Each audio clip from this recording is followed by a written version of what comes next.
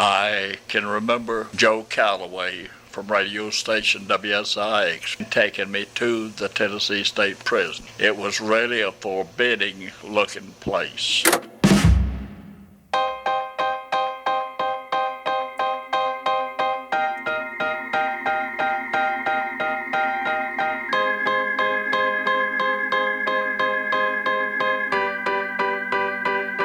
With these words, record producer W.C. Red Wortham began the remarkable story of his part in discovering one of the biggest singing sensations of the 1950s.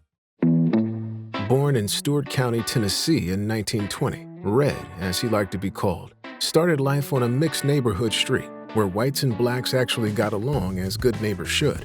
Red and his friend Charlie took to playing shows, and at the age of 13, they had a regular spot on WLAC radio station in Nashville. Red was making so much money performing at a young age that he turned down a chance to play for free on WSM Radio, home of the Grand Ole Opry. At 20, Red successfully formed his own big band orchestra that performed often at the Andrew Jackson Hotel. As a regular, Red became popular, as the hotel became a go-to spot for the Musicians Association. This led him to start Wortham Music Company, where he could produce music, publish songs, and promote fellow musicians. Red also partnered with Jim Bullitt and Bullitt Records to expand his company's reach. While Jim was hard at work trying to grow music distribution between Louisiana and Tennessee, Red oversaw all recording and music operations for both companies. This set the stage for Red to play a critical part at the dawn of Music City during the late 40s and early 50s. At 42, Red bought an old general store in Bon Aqua, Tennessee, to create his definitive recording studio. There he continued recording and producing music through the 60s and 70s, while launching a number of recording label imprints, including Sir Speed Records. Even amidst the backdrop of the civil rights movement, Red never relented with his distinctly diverse recording sessions. The African-American community often sought Red out directly, knowing they could record there safely and free from discrimination. Though Red would end up capturing hundreds of gospel groups, jam bands, preachers, country singers, and storytellers, it would be Red's initial recordings of the Prisonaires that was his biggest impact in music history. Before his passing in 2002, Red turned the microphone on himself to record his autobiography. In his own words, Red documents his life, music career, and how the first original recording of the Prisonaires came to be. The prison yard was made up of cinders. There was no green stuff growing in there at all. It was really a firm prison. When you went into the prison, you were thoroughly searched. And when you reached the inside the prison, no matter how well you knew a prisoner, he had to stand at length 10 feet from you to have a conversation. And this was before Governor Clements was elected governor. When Frank Clement was elected as Tennessee's governor in 1953, he appointed James Edwards as warden with the hope of encouraging rehabilitation of the prisoners. Together, they focused on implementing simple Christian values with a focus on the hopes of tomorrow rather than the mistakes of yesterday. Joe Calloway, a disc jockey from WSIX Nashville, was invited by Edwards to do a radio program from inside the prison. One of the men he broadcast was a prisoner named Johnny Bragg. A singer since childhood, Bragg had been incarcerated 10 years earlier and led a group of singers performing original music. Calloway recognized there was something special about the group and convinced his friend Red to come out and hear them. Red always gives first credit for the discovery of Johnny Bragg and his group to Calloway. Well, they took me on up to the auditorium. It was all set up, had seats just like any auditorium you've ever seen. Of course, this is where they held church too. So it was really well equipped. And up had a raised stage. I listened to the Prisonaires. They weren't called the Prisonaires at that time. And I listened, when I heard them, I was kind of impressed with what they were doing. So I told Joe, I said, well, I'll record them if they want to be recorded. And I'll bring a machine out here and record them right here on the stage. At that time, Johnny and his group were calling themselves a name that was already in use by another group. So Red suggested they call themselves the Prisonaires. It was a name that would stick and made 5 African-American inmates from Tennessee State Penitentiary famous. I just used a single-track machine and carried a Magnecord machine and 2 microphones. I didn't even have a playback. I got through recording, and of course, they could listen to some of it on the headsets, and they were tickled to death.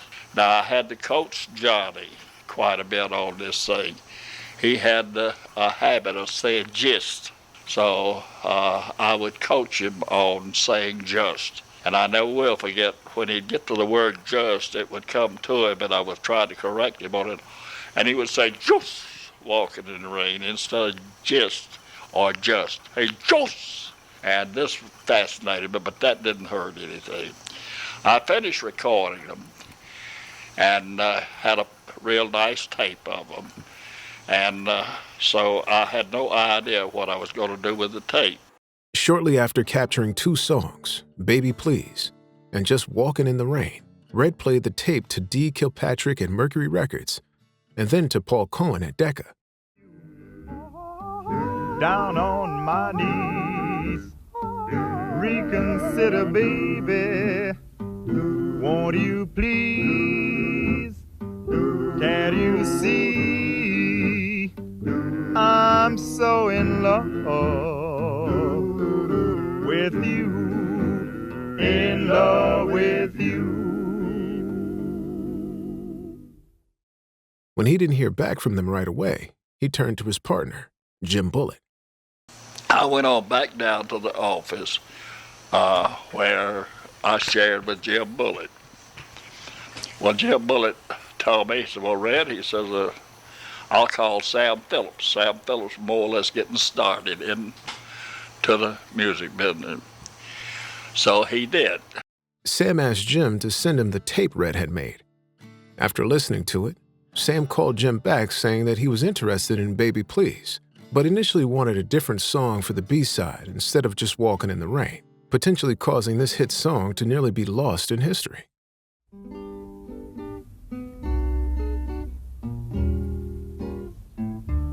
Just walking in the rain,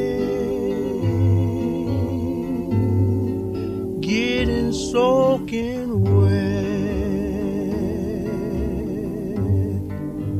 torture in my heart by trying to forget. Sam called Jim Bullitt back and told Jim, do away with Just Walking in the Rain and put another rhythm and blues side on there. Well, I told Jim, I said, I can't do that.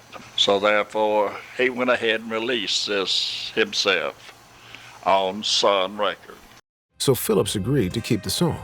On June 1st, 1953, Jim Bullitt drove the 5 singers, a guard and a trustee, to 706 Union Ave. They worked from 10:30 in the morning until 8:30 that night. A few weeks later, on July 8, 1953, Just Walkin' in the Rain was released. It would go on to sell a groundbreaking 50,000 copies. Peter Guralnick, music historian and author of Last Train to Memphis, shared that the Prisonaires' recording of Just Walkin' in the Rain was not just the song that put Sun Records on the map, it was the record that captured the attention of a young Elvis Presley. The breakout success of the Prisonaires led Elvis to visit Sun Records often in 1953, self-producing a song for his mom called My Happiness, capturing his voice for the first time. Guralnick makes the case that an additional acetate recording Red made with the Prisonaires for a song called Without You prompted Phillips. As Phillips listened to the purity of the performance, it reminded him of Elvis, and in 1954, Phillips asked Elvis to record That's All Right Mama and Blue Moon of Kentucky. Years later, after his career was up and running, Elvis was invited to the governor's mansion for a concert hosted by Governor Clement that featured the Prisonaires. There, Elvis heard Just Walkin' in the Rain in person by Johnny Bragg and his fellow inmates.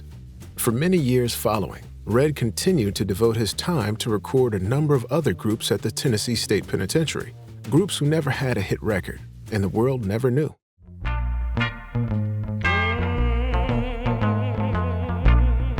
I got peace of mind. I got joy. I got love. I went in there really to help anybody that was in need of help, or anybody that wanted to better themselves as far as music or singing was concerned. Even in his final years, Red continued to procure music with his genre-diverse approach at the studio in Bon Aqua. The music community Red fostered there ultimately caught the ears of another music icon in the 70s, a man known to frequent his 100-acre hideaway farm right down the road from the studio. Little did Red know that the studio stage he built would become a stage owned by the man in black himself, Johnny Cash. Johnny bought the studio building from Red, and in that sacred space, Cash continued the musical traditions of the studio Red established years prior.